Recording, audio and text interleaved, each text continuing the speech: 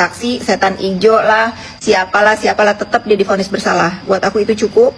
Dan untuk kalian yang menyaksikan ini, apa yang terjadi, yang aku perjuangkan untuk keadilan, entah walaupun dia bilang yang dilaporkan itu bukan ITE bully ya, yang dilaporkan itu illegal access, iya, karena illegal access yang diupload itu tujuannya apa, mensreanya apa, untuk ngebully aku, ya sama aja.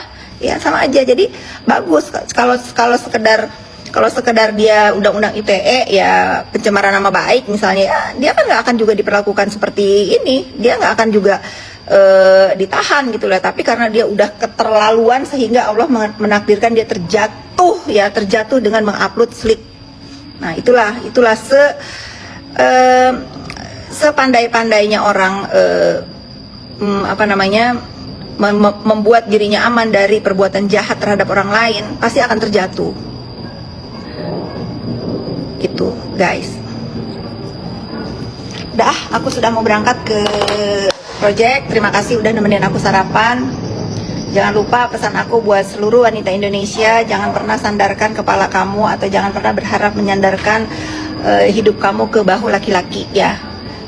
Sekarang mencari uang itu gampang dengan adanya sosmed. Kalian yang bisa melakukan apapun dari rumah segera belajar lakukan. Yang nggak punya keahlian, kalau kalian ngaca nih di depan kaca, apa sih kira-kira yang bisa kalian lakukan untuk mendapatkan uang? Pasti bisa. Semua tidak bisa dilakukan hanya satu.